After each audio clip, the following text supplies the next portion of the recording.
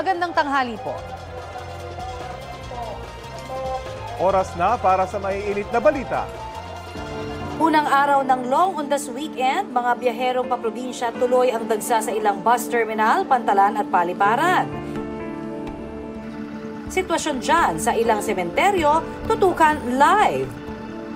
Mga dumadalaw sa ilang puntot nagtitiis sa baha. Late sa lagay ng panahon ngayong Undas Weekend, alamin.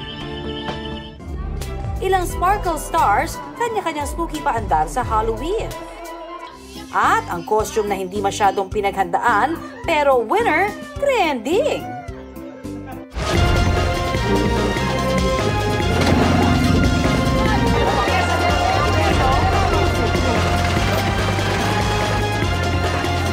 Balikan kayo.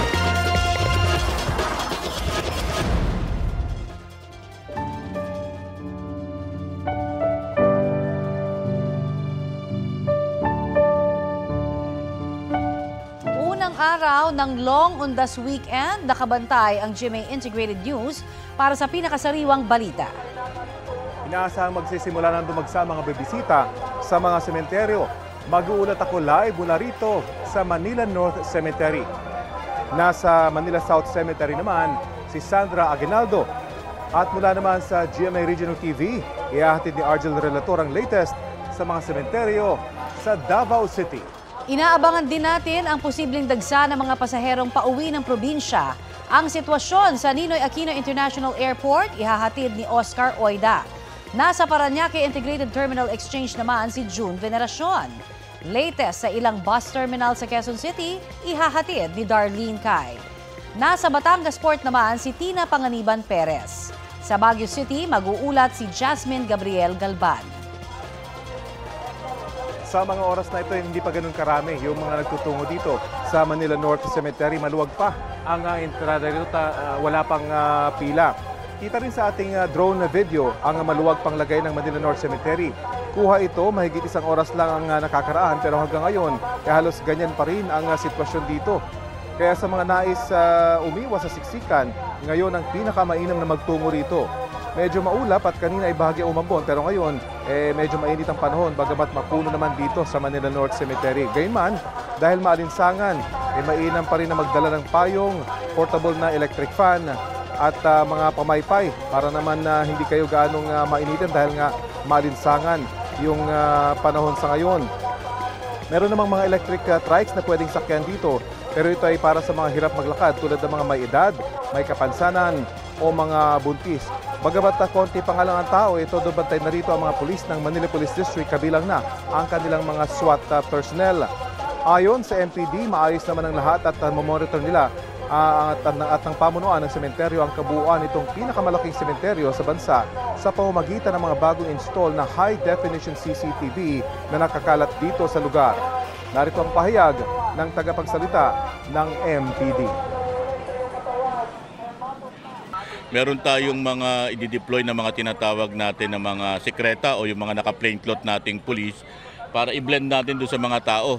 Isip natin baka may mga tao na sabi nga mag-take advantage sa mga ganitong sitwasyon. Mabantayan natin sila at maglalatag pa tayo ng karagdagan natin seguridad.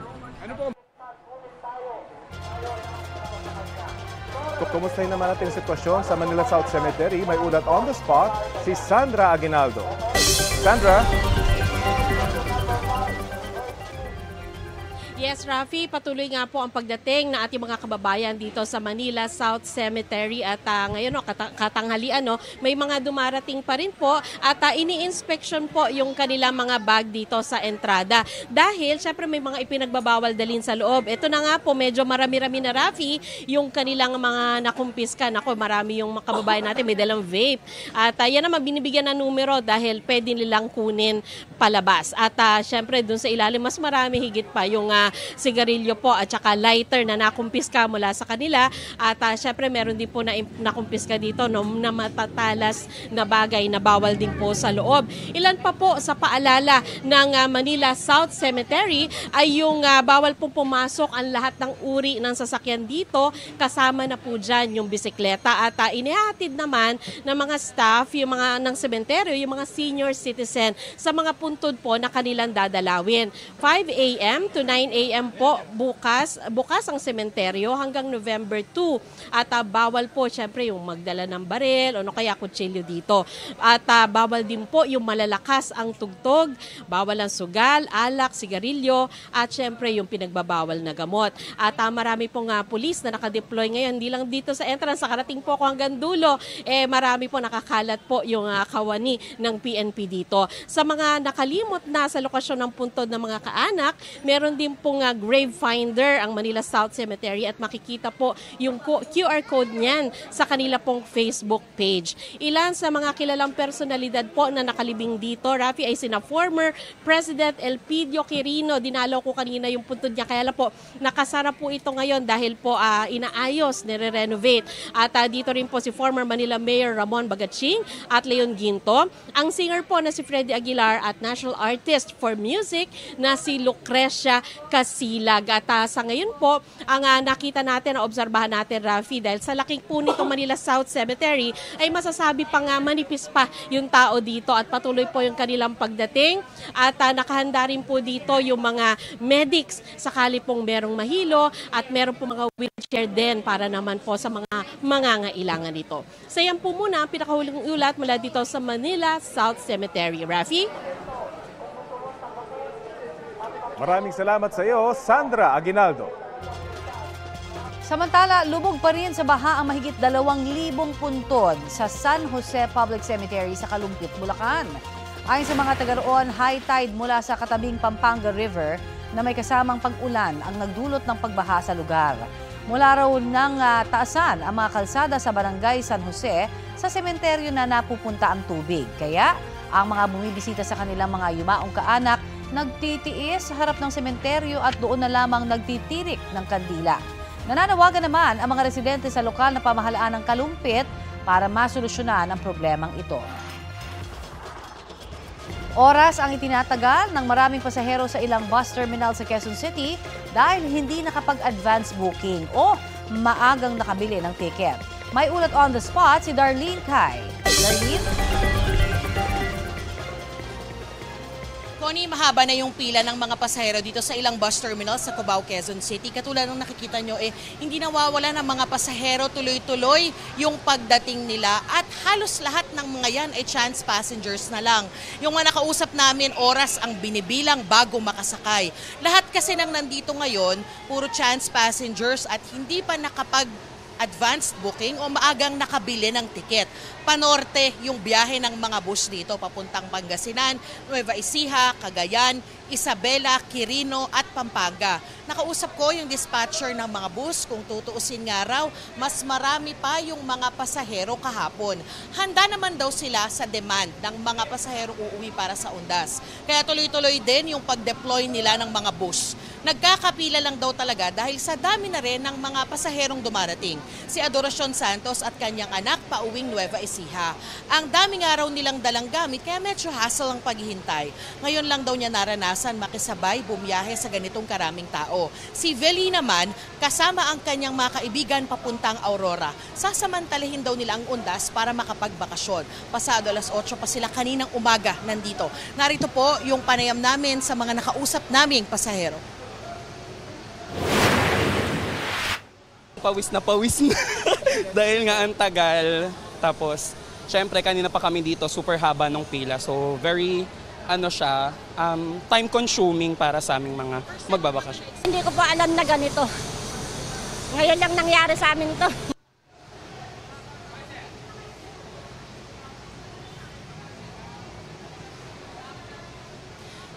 Connie, kahit marami at tuloy-tuloy yung pagdating ng mga pasaherong uuwi nga para sa Undas, sabi ng pamunuan ng bus company ay sigurado naman daw na makakasakay sila dahil tuloy-tuloy lang din yung pagde-dispatch at pagde-deploy nila ng mga bus. Meron lang talagang kaunting hintayan, pero kahit naman daw abutin sila ng madaling araw ay hindi titigil yung operasyon ng mga bus company dito.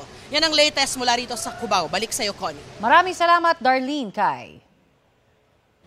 Hanggang November 3 tatagal ang heightened alert status ng Philippine National Police sa buong bansa ngayong Undas. Balitang hatid ni James Agustin. Pinuntahan ni PNP Acting Chief Police Lieutenant General Jose Melencio Nartates Jr. ang ilang bus terminal sa EDSA Cubao, Quezon City kagabi. Ininspeksyon niya ang latag ng seguridad, lalo pat dagsang mga pasero na pauwi sa mga probinsya para sa Undas. Nakipag-ugnayan din siya sa pamunuan ng mga bus terminal. Bukod sa mga pulis na nagbabantay, may mga nag-iikot din dala-dala ang placard na nagpapaalala sa mga pasahero na ingatan ang kanilang mga gamit. Kailangan secured sila ang mga tao sa biyahe. Dalawang klase ng security. Security for their safety, security sa mga threat group. Dito sa ating mga iiwanan ng mga property, no, kailangan mabantayan rin ng pulis yan, nagro-ronda ang pulis. At the same time, dito sa mga criminal gang at saka criminal elements na magte-take advantage. Nandiyan mandurukot, nandiyan yung magnanakaw at iba't ibang klase ng krimen.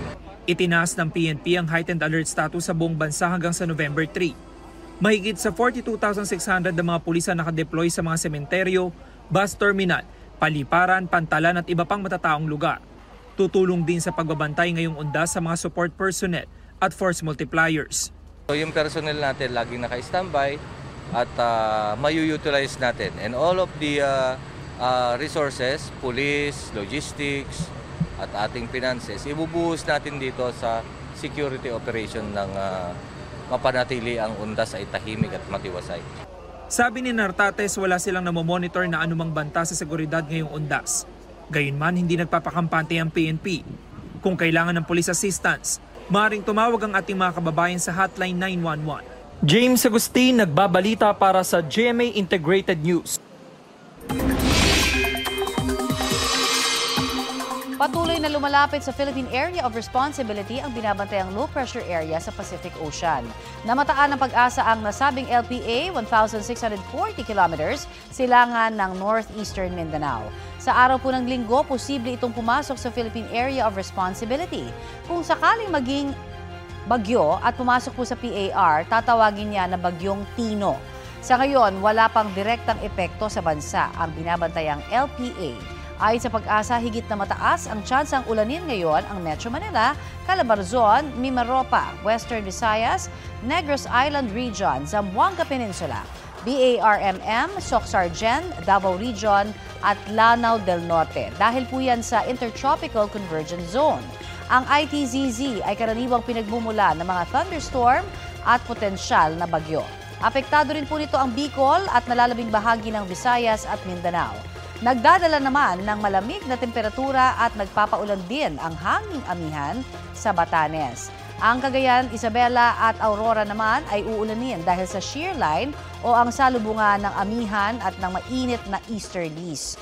Mas makakaasa sa maayos na panahon ang ilang panig ng Luzon pero posible pa rin ang mga local thunderstorm. Bukas at sa Linggo, bahagyaho hanggang sa magiging maulap ang papawirin dito sa NCR, Baguio City, Metro Cebu at Metro Davao. Posible pa rin po ang mahihinang ulan o kaya'y mga thunderstorm. Kung kayo po ay babiyahe patungo sa inyong probinsya para sa Undas, maigi pa rin pong magdala kayo ng payong. Ito ang GMA Regional TV News. Mainit na balita mula sa Luzon, hatid ng GMA Regional TV. Nagsalpukan ang isang SUV at truck sa Kawayan, Isabela. Chris, meron na ba tayong detalye ng mga pangyayaring ito? Connie, 7 sakay ng SUV ang sugatan sa aksidente nangyari sa Barangay Silawit. Ayon sa pulisya, nag-counterflow ang SUV at napunta sa linya ng truck. Sinubukang umiwas ng truck driver sa kasalubong na SUV pero bumangga pa rin ang kaliwang bahagi ng SUV. Ligtas naman ang driver ng truck na pinalaya na dahil tapos na ang 12 oras na reglementary period. Wala siyang pahayag. Wala pa ring pahayag ang panig ng mga biktima kung magsasampa sila ng reklamo laban sa driver ng truck. Sa Baguio City, pinili ng ilan nating kababayan na magbakasyon ngayong Long Undas Weekend. Ang sitwasyon doon sa ulat on the spot ni Jasmine Gabriel Galban ng GMA Regional TV. Jasmine? Chris, ngayong long weekend inaasahan ang dagsa ng mga turistang aakyat sa lungsod ng Baguio para mamasyal. Gaya na lamang ngayong Biyernes na kung saan maaga pa lamang ay napakarami ng mga turistang namamasyal at ine-enjoy ang magagandang puok pasyalan sa Baguio City. Gaya na lamang sa may biking area at maging sa picnic grounds.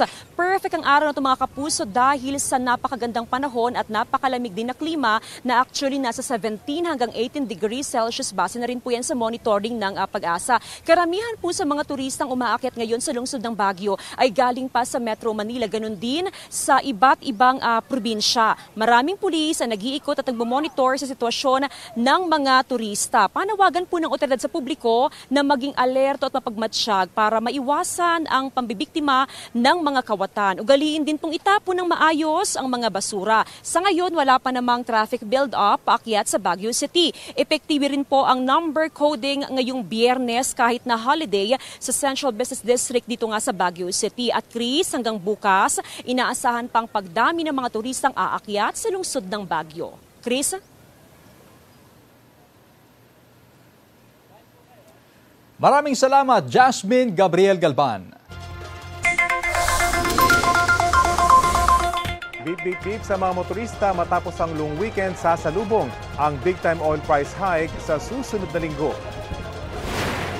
Base sa pagtataya ng Oil Industry Management Bureau ng Department of Energy, batay sa 4-day trading, 2 pesos and 15 centavos ang posibleng itaas sa presyo ng kada litro ng diesel. 1 peso and 20 centavos naman para sa gasolina, habang 1 peso and 75 centavos sa kerosene. Dahil daw po yan sa nakikitang pagtaas ng demand matapos ang paghupa ng tensyon sa kalakalan sa pagitan ng US at ng China. Pati na ang mga itinataw na sanctions sa Russia ng Amerika, United Kingdom at European Union. Bakit nasa government kayo? Grabe. Grabe. Ang tulong. Pero tayo tao dito. Napahugulgol na lamang ang babaeng yan matapos umanong maliitin at bastusin ng isang empleyado ng Bureau of Internal Revenue o BIR. Kwento ni Nika Kadalin, nag-a-apply siya ng TIN ID o sa Online Registration and Update Systems o ORUS. Pero ilang beses daw itong nag-error.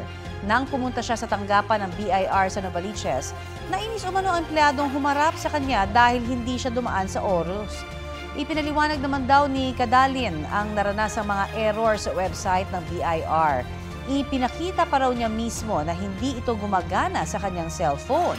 Sabi ni Nika, sarcastic ang dating ng mga sagot sa kanya ng BIR employee. Naghain na ng reklamo si Kadalin sa Anti-Red Tape Authority pero wala pa raw silang tugon. Ayon naman sa BIR Novaliches, nag-leave na ang inireklamong empleyado mula nang mangyari ang insidente at terminated na siya sa trabaho simula bukas. Inisyuhan siya ng show cause order para makapagpaliwanag. Gumugulong na ang Asia-Pacific Economic Cooperation 2025 sa Gyeongju, South Korea. Nasa Wabec International Convention Center o HICU na si Pangulong Bongbong Marcos kung saan isinasagawa ang summit. Nakakapulong niya roon ang economic leaders ng 20 iba pang APEC member countries. Bago ang mismong summit, humarap muna si Pangulong Bongbong Marcos sa Filipino community sa Busan kahapon. Ibinahagi niya sa kanila ang pagtatayo ng konsulado sa Busan at ang pagbubukas ng SSS office sa Seoul. Nabanggit din ng Pangulo ang mga isusulong niya sa mismong summit. Kabilang na riyan ang pagpapalalim pa ng ugnayan ng Pilipinas sa ibang mga bansa sa Asia-Pacific region. Pati ang pagsusulong sa Pilipinas bilang isang bansang may magandang business climate. Ang iba pang detalye sa nangyayaring APEC Summit, ihahatid namin maya-maya lamang.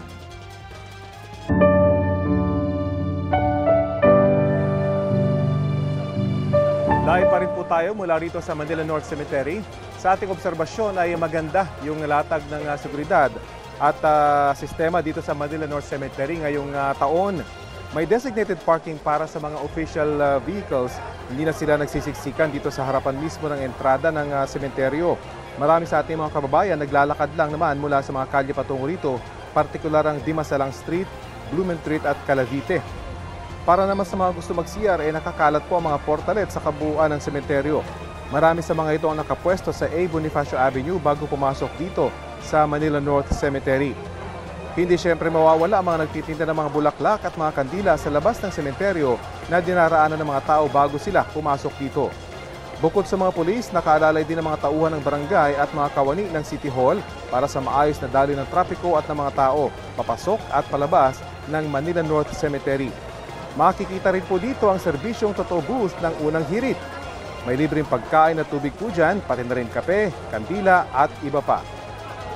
Bukas yan po ngayong araw hanggang sa November 1. Samantala, mas kaunti na raw yung mga pasahero sa Batangas Port ngayong araw kumpara po kahapon.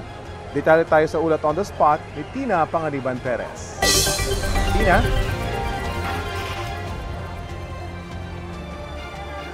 Rafi, may mga pasahero pa rin dito sa Batangas Port ngayong bisperas ng Undas. Naghahabol na makarating sa kanilang paroroonan para makapagbigay galang sa mga namayapa nilang kaanak. Ang inaasahang buhos ng mga pasahero ngayong mag-uundas dito sa Batangas Port mukhang nangyari na kahapon. Ayon kay Batangas Port Manager Aurora Mendoza, mahigit 13,000 ang mga pasahero rito kahapon. Nagsimula ang bilang ng hating gabi ng October 29 hanggang hating gabi kagabi. Ngayong umaga, maraming pasahero ang nagdatingan kaninang bandang alas 7. Pero sa waiting area ng mga pasahero, marami pa ring mga bakanteng upuan. Sa kabuuan, umabot na sa mahigit 89,000 ang mga pasahero rito sa Batangas Port mula noong October 23. Ayon kay Mendoza, pinakamaraming pasahero ang papuntang Calapan, Oriental Mindoro, kung saan oras-oras ang alis ng mga barko. Para mapangalagaan ang kalusugan at kaligtasan ng mga nandito sa Batangas Port, namigay ng face masks ang ilang miyembro ng Philippine Coast Guard Auxiliary. Mukhang kahapon talaga yung pinaka-peak because yun yung last day. Yung last day of office kahapon. And then ngayon kasi declared holiday na tayo. So sa aming record, kahapon yung pinakamalaking volume ng pasaherong dumating. May darating at may darating pa rin ngayon. Pero ang sa tingin ko lang hanggang hindi ganun lolobo din na katulad ng naitala kahapon. Ang sunod na buhos ng mga pasahero na pinaghahandaan ng Batangas Port Rafi ay yung pagbabalik ng mga pasahero sa November 2. Pero hindi naman inaasahang maiipon ang mga tao sa loob ng terminal dahil hindi na sila daraan sa passenger waiting area. Rafi? Maraming salamat, Tina Panganiban Perez. Tuloy-tuloy na ang pagdating ng mga uuwi sa kanilang probinsya ngayong Long Undas Weekend sa Parañaque Integrated Terminal Exchange. Alamin po natin ang sitwasyon dyan sa ulat on the spot ni June Veneracion. June? Connie, minsan mahaba ang pila ng mga pasahero, minsan naman ay hindi. Ganyan ang sitwasyon ngayon dito sa entrance ng Parañaque Integrated Terminal Exchange. Tatabi lang tayo bahagya, Connie, para makita niyo yung live video ng sitwasyon dito sa entrance. As of 11 a.m., halos 70,000 na ang mga pasahero nagpunta dito. Ngayong araw, nasa 180,000 hanggang 190,000 na pasahero ang inaasahan dito sa PITX. Mahigpit ang inspeksyon na ginagawa ng mga security personnel sa mga pasahero at kanilang mga gamit. Yan ay para hindi makalusot ang mga ipinagbabawal na gamit dito. May mga nakumpiska ng mga gamit tulad ng patalim, lighter, at butane gas canister. Meron ding mga nakaabang na K9 unit para naman sa random inspection. Mamaya, Connie, ay inaasahan pa talaga na mas marami pang pasahero ang magpupuntahan dito. Gaya nga na sinabi ko kanina, ay sa pagitan ng 180,000 hanggang 190,000 na mga pasahero ang inaasahan ngayong araw, ngayong bispiras ng undas. Yan ang latest mula rito sa PITX. Balik sa Connie. Maraming salamat, June Veneracion.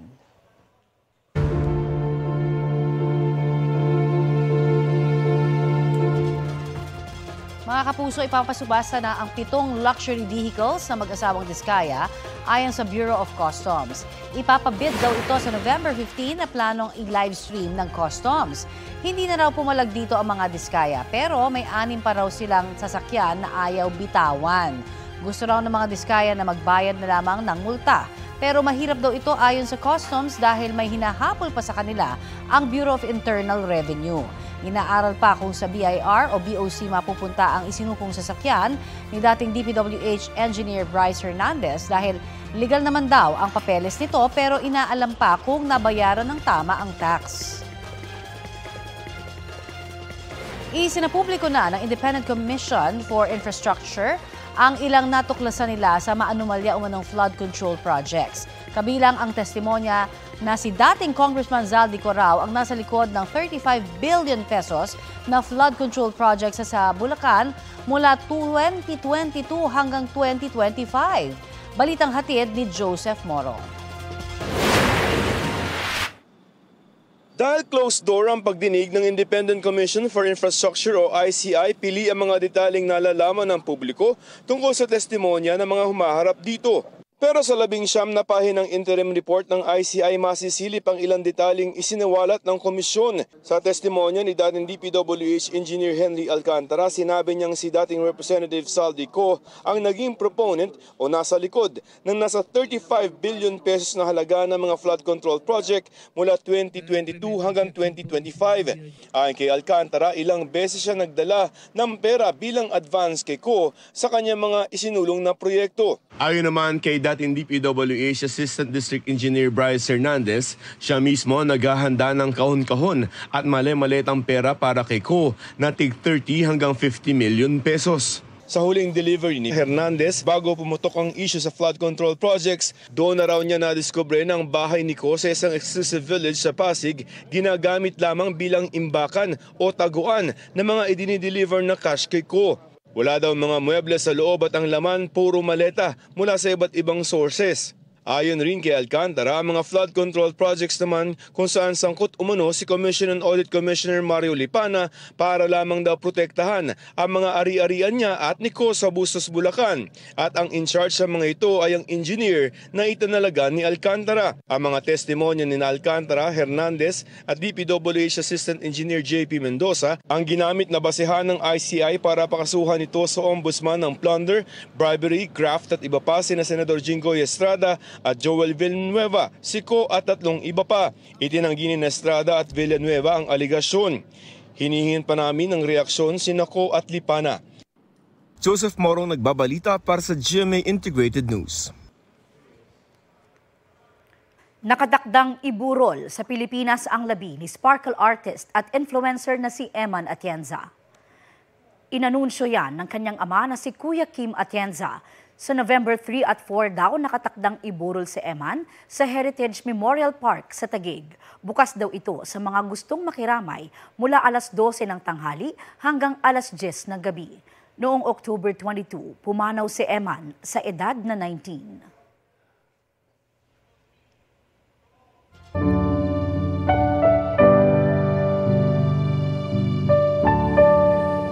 Natin sitwasyon sa Ninoy Aquino International Airport ngayong long undas weekend. May ulat on the spot si Oscar Oida.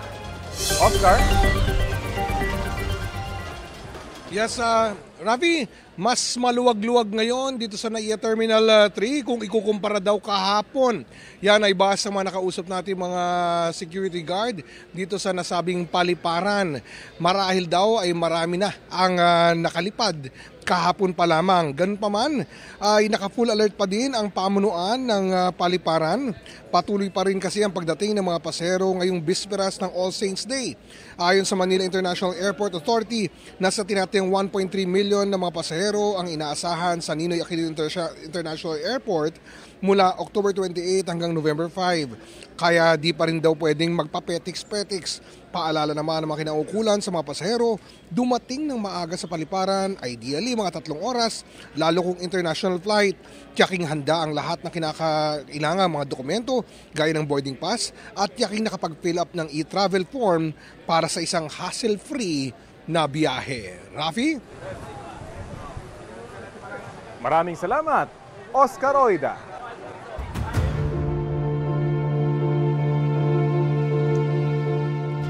Itinanggi ng Philippine Navy na nasa proteksyon ng Philippine Marine Corps si Orly Guteza. Kasunod po yan ang pahayag ni dating anak kalusugan Party List Representative Mike Defensor na nasa kustodiya raw nito si Guteza. Ayon kay Philippine Navy spokesperson Captain Marisa Martinez, noong June 30, 2020, nagretiro si Guteza bilang Technical Sergeant. Si Armed Forces of the Philippines Chief General Romeo Browner Jr. pinaimbestigahan pa raw kung nasa headquarters ng Philippine Marines si Guteza. Hindi rin daw polisiya ng AFP na magtago ng witness. Wala pang komento riyan si Defensor. Noong September 25 nang lumitaw si Guteza sa pagdinig ng Senate Blue Ribbon Committee. Nagpakilala siyang security consultant ni dating Congressman Zaldico.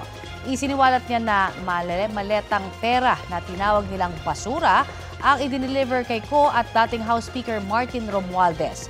Parehong itinanggi ni Ko at Romualdez ang paratang. Ito ang GMA Regional TV News.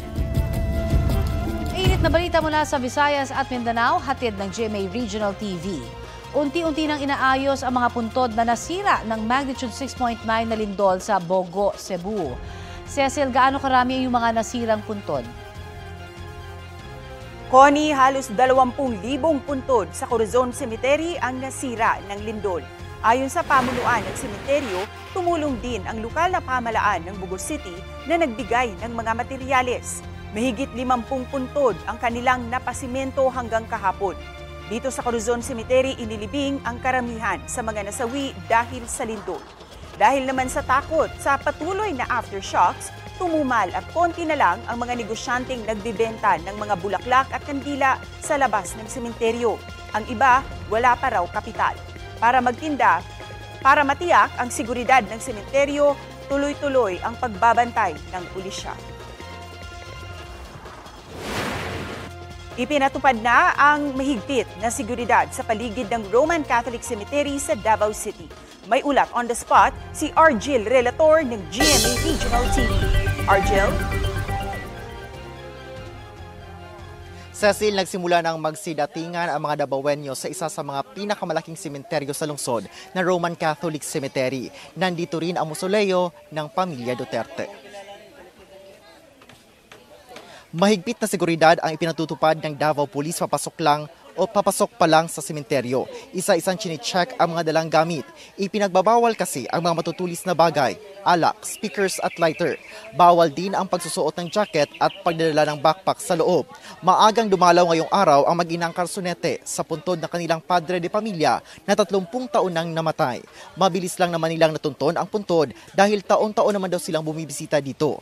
Pinili nilang bumisita ngayong araw upang hindi na makipagsiksikan sa dagsa ng mga bibisita bukas. Karamihan sa mga dumalaw ngayong araw ay nagpalinis ng mga puntod. Sa mausoleo ng pamilyang Duterte, kung saan nakalibing ang mga magulang ni dating Pangulong Rodrigo Duterte na sina dating Governor Vicente Duterte at Soledad Duterte, nakasara pa sa ngayon at wala pang mga nakasinding kandila.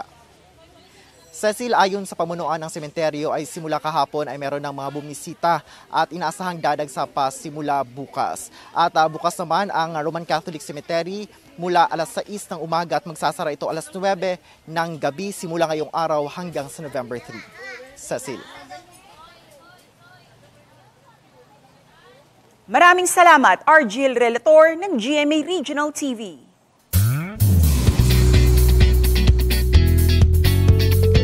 Every year, inaabangan siyempre ang spectacular at katatakyutan fits para sa Halloween. Para sa entry ng ilang netizens at Kapuso stars, narito ang latest. Walang pakakabog sa katatakutan with glam sa isang Halloween ball, vengeful bride si Jillian Ward. Ang Batman villain si Kylene Alcantara at si Michelle D bilang clown in red and black. Black Witch si Mika Salamanca, Si Roxy Smith ginawang inspirasyon si Galinda ng Wicked. Inid ng online series na Wednesday, pati ang Fate of Ophelia look ni Taylor Swift. Trick or treat is in the air. Sa dinalupihan Bataan, Gina G, papabata o matanda, may nagbihis donut pa. Ang isang netizen pinaandar ang pagka-creative online. A for effort kung manakot si Mini Sadako. A for effort din sila ng kanyang nanay sa pagbuo ng costume na inabot daw ng 5 araw. Pero sabi nga ng iba online, ang tunay na horror nasa kamay raw ng mga kurakot.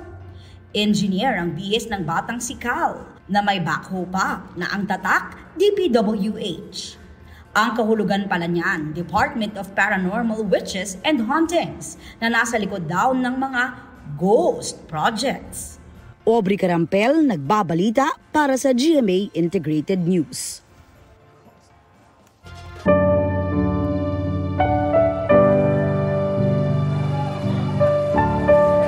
Habang papalapit tayo sa tanghali ay unti-unti na natin nakikita yung pagdami ng mga tao dito sa Manila North Cemetery. Isa na rito ang ating nakausap na si Nanay Victoria de la Cruz. Nataon na natin siyang nakikipagtawaran sa mga nagtitinda ng bulaklak bago pumasok dito sa Manila North Cemetery. Maayos nga daw ang latag ngayon itong sementeryo kaya madalis ang nakapasok. Hindi naman daw kalayuan ang bahay nila rito pero hindi tulad sa mga nakaraan, hindi na rin niya kailangan makipagpatintero sa mga sasakyan. Dahil medyo maaga siyang dumating, mabilis lang siya nakalusot sa security at inspection area at nakapasok sa sementeryo. Madalas naman daw niyang dalawin ang puntod dito ng kanyang panganay na anak na nasawi dahil sa komplikasyon matapos ang kanyang kidney transplant pero iba pa rin daw ang pagdalaw sa panahon ng undas. Narito ang ating panayam kay Nanay Victoria. Namimiss niyo yung panganay niyo? Ay, sobra. Sobra. Kaya talagang kahit hindi araw ng sumasaglit ako dito. Samantala, alamin na po natin ang latest na sitwasyon sa North Luzon Expressway. Kausapin po natin si Robin Ignacio, ang Assistant Vice President for Traffic Operations ng NLEX Corporation. Magandang tanghali at welcome po sa Balitang Hali, sir. Magandang tanghali, Ma'am Connie, at magandang tanghali po sa ating mga taga-subaybay ng Balitang Hali. Yes, Sir Robin, sa mga babiyahe pa lamang ngayong araw, kamusta po ang sitwasyon ngayon sa NLEX? Opo, sa ngayon po, dito sa ating mga papasok na toll plaza, actually light na po yung pumapasok na volume. At yung mga nakapasok po dito sa loob ng kahabaan na po ng NLEX, meron lang po tayong about a kilometer na 30 to 40 kph po dito sa may Marilao area, kung saan nakapag-implement po kami ng counter flow. Kasi earlier, Ma'am Connie, ang counter flow natin is as long as from Balintawak up to Marilao. Pero ngayon, may Kawayan to Marilao na lang po. Okay, and then meron din po tayong counter flow sa may Candaba Viaduct. I see. At sa tingin ganun niyo din po yung from San Fernando to Daupo. I see. Sa tingin niyo ho ba, Sir Robin, tapos na yung sinasabing bulto ho ng mga pasahero na kumbaga lalabas po papunta sa mga probinsya sa norte? O meron pa ho yung second wave, kumbaga, ng dagsa?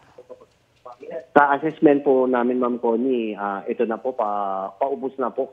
Talaga ang dagsa, masasabi natin na mas marami po talaga kahapon kasi umpisa noon time hanggang gabi po ito at yun po ang surprising po, magkabilang direksyon po nung hapon hanggang gabi dito sa bandang Bocaue hanggang Valenzuela.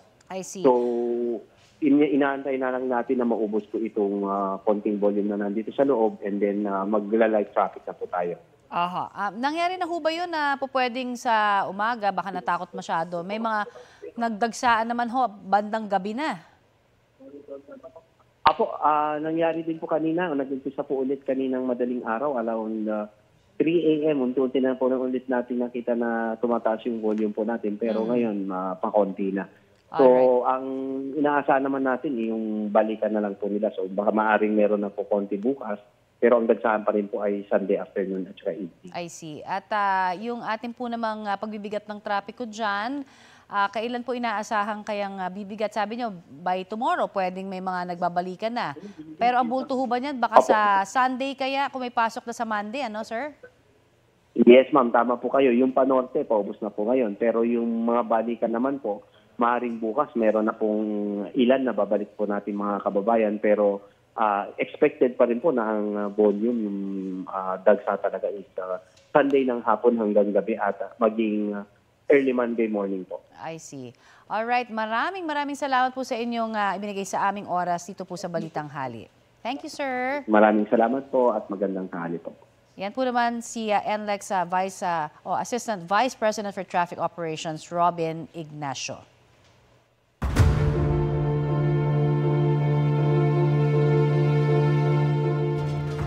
Idineklarang natapos pero ghost project pala. Yan po ang nadiskubre ng mga taga-Department of Agriculture sa ilang farm-to-market road projects sa may Davao Occidental. Balitang hatid ni Ivan Mayrina. Batay sa record, 2021 patapos ang farm-to-market road na ito sa Davao Occidental. Pero nang puntahan ni Agriculture Secretary Kiko Laurel, nabistong ang dapat ay kalsada, nananatiling lupa at graba. Sa pag-usad nila sa isang bahagi ito naman, kitang-kitang kakabuhos lang ng semento. Ilang araw pa lang itong tapos ayon sa mga taga roon. Ilang araw lang. Dapat kasi 2021 pa tapos eh. Sinukat din nilang kapal ng semento. 8 inches ang kapal. Yun nga lang, walang bakal. May mga na-confirm talaga na wala yung project at may na-confirm din na luma na yung pondo, ibig sabihin 21 hanggang 23, pero makikita na fresh pa yung mga concrete, ibig sabihin tinatry na habulin na gawin yung pagsasaayos ng karsada. Isa lamang ito sa hindi bababa sa 7 natutuklasang ghost farm-to-market road matapos i-audit ang 4,000 kilometro ng mga kalsadang ipinagawa mula 2021 hanggang 2025. Mga kaling kung natapos sana ay baka magpapabilis sa daloy ng mga produkto mula taniman patungo sa mga pamilihan. Makakatulong sa pagpapababa ng presyo at makapagbibigay ng mas magandang kita sa mga magsasaka. Dahil sa nabisto, babaguhin na ang kasalukuyang sistema na Department of Public Works and Highways o DPWH ang magpapatupad ng mga proyekto katuwang ang pribadong kontraktor. Sa halip, Agriculture Department na mangangasiwa ng construction ng mga farm-to-market road. Suportado ito ng DPWH. Nag-meeting kami nung isang araw para mag-coordinate kami ng efforts sa pag-imbestiga at pagsisigurado din na hindi na ito mauulit. At ang mga mapapatunayan umanong nagsabuatan. Matatanggal sa trabaho, kakasuhan, makukulong, babawiin natin pati yung mga ari-arian nila. Ivan Mayrina nagbabalita para sa GMA Integrated News.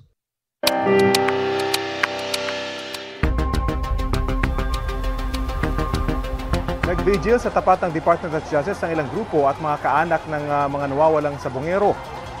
Nanawagan sila na huwag kalimutan ang mga missing sabongero sa pangambang natatabunan na ito ng mga ibang isyu sa bansa. Nanawagan din silang panagutin ang mga umunoy sangkot dito.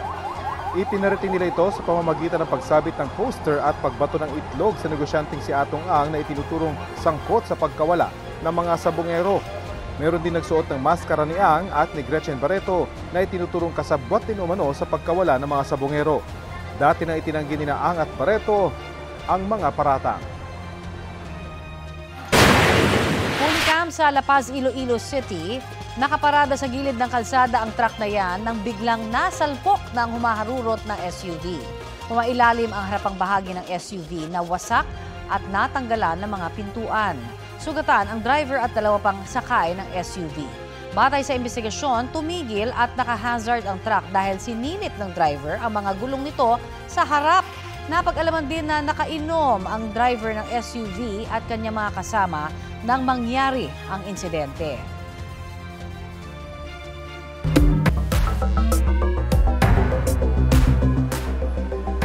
Sa mga pasahero sa Batangas Port, huwag maging biktima sa 20 pesos modus. Base sa ilang post, may nanghihingi raw ng 20 piso sa mga pasahero bilang dagdag sa mga lehitimong bayarin. Ayon sa pamunuan ng pier, baka may nagpapanggap na tauhan ng Batangas Port para manloko. Nag-ikot ang Batangas Port Manager kahapon at wala naman daw nagsabi sa kanya na nabiktima sila ng ganyang modus. Paalala ng pamunuan, tanging ang taripa lang pasakay ng barko ang kailangang bayaran. Dumaraan daw ngayon sa unos ang malaking kalakalan sa mundo ayon kay South Korean President Lee Jae-myung. Pero naniniwala siyang nasa tamang landas ang tinatahak ng mga miyembro ng APEC. At live mula sa Jeongju, South Korea, may ulat on the spot si Bernadette Reyes. Bernadette? Connie, pagkakaisa at pagtutulungan daw ang sagot para magkaroon ng mas magandang hinaharap ang mga miyembro ng APEC ayon kay South Korean President Lee Jae-myung. Pasado alas 9 ng umaga, oras sa South Korea, pasado alas 8 naman sa Pilipinas, nang magsimulang dumating sa Hwabaek International Convention Center ang mga world leaders. 9:34 naman oras sa Korea o 8:34 sa Pilipinas, nang magharap sina Pangulong Bongbong Marcos at South Korean President Lee Jae-myung na nagsisilbing chair ng APEC Economic Leaders Meeting ngayong taon. Sandali nag-usap ang dalawang world leaders bago naglakad ang Pangulo sa venue ng first session ngayong pagtitipon. Hindi na dumalo sa Economic Leaders Meeting si US President Trump.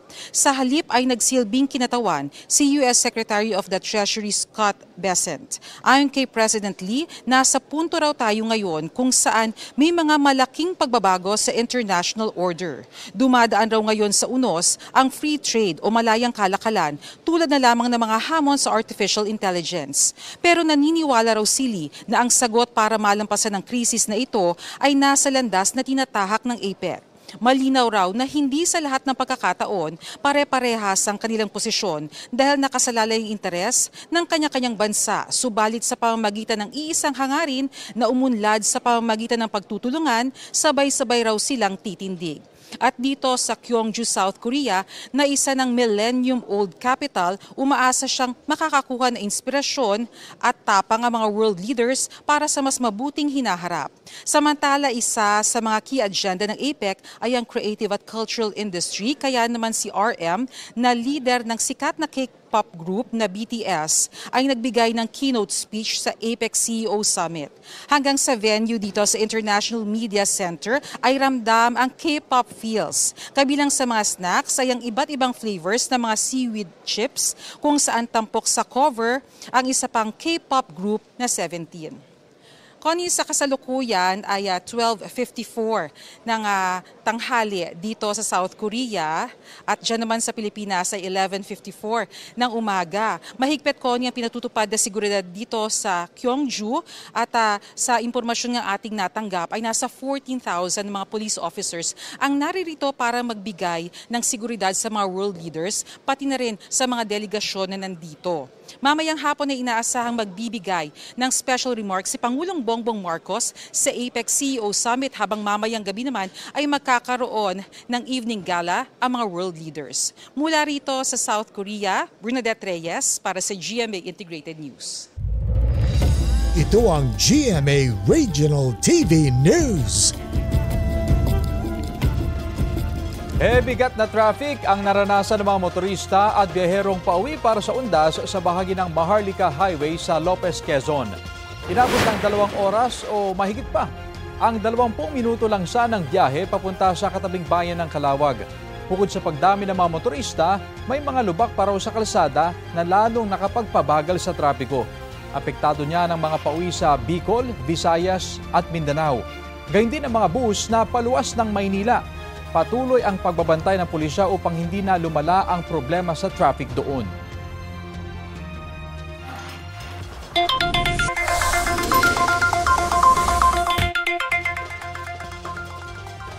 Sa mga customer ng Meralco, maghanda na po sa inaasahang dagdag singil sa Nobyembre. Bukod yan po ng dagdag singil sa feed-in tariff allowance o FIT-all na inaprubahan ng Energy Regulatory Commission.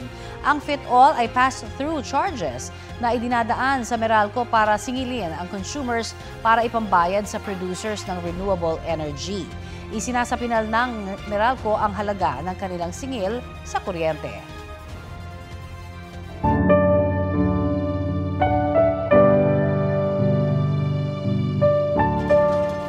27 driver ang nagpositibo sa drug test ng Philippine Drug Enforcement Agency sa Zamboanga Peninsula. Ayon sa PDEA Region 9, mahigit 1,200 driver ang nag-drug test sa rehiyon. Matapos magpositibo ng ilang driver, kinumpiska ng Land Transportation Office ang kanilang mga lisensya. Magkakaroon pa ng confirmatory test. Kung sakaling magpositibo ulit, posibleng tuluyan ng bawiin ng LTO ang kanilang lisensya. Nag-inspeksyon din sa mga terminal ng bus ang Movie and Television Review and Classification Board. Yan ay para matiyak na sumusunod sa content regulations ang mga ipinalalabas sa mga telebisyon sa terminal at mga bus.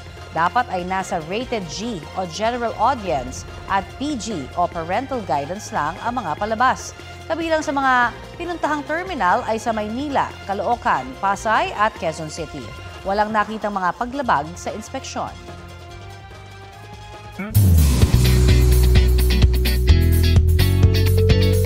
Scary at fun andar ang ilang sparkle artists sa Shake, Rattle and Ball 2025. Kabilang sa mga naki-fun sa Once Upon a Time theme si Michelle D. Mula sa pagiging fashionable chic at beauty queen, nag-transform siya bilang isang girl with spikes. Celestial angel naman ang peg ni TJ Marquez. Hindi rin nagpahuli si Tim Yap sa kanyang ancient soldier outfit. Si Jay Ortega naging Disney prince sa kanyang Aladdin costume. Fierce as warrior naman ang peg ni Matthew Uy.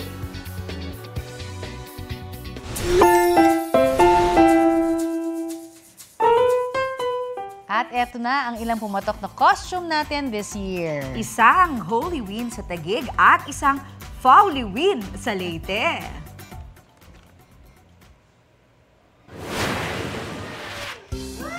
Ayan. May paandar sa basura. Yan ang pinatunayan ng accountancy student na si Jay Lasaka mula Tacloban.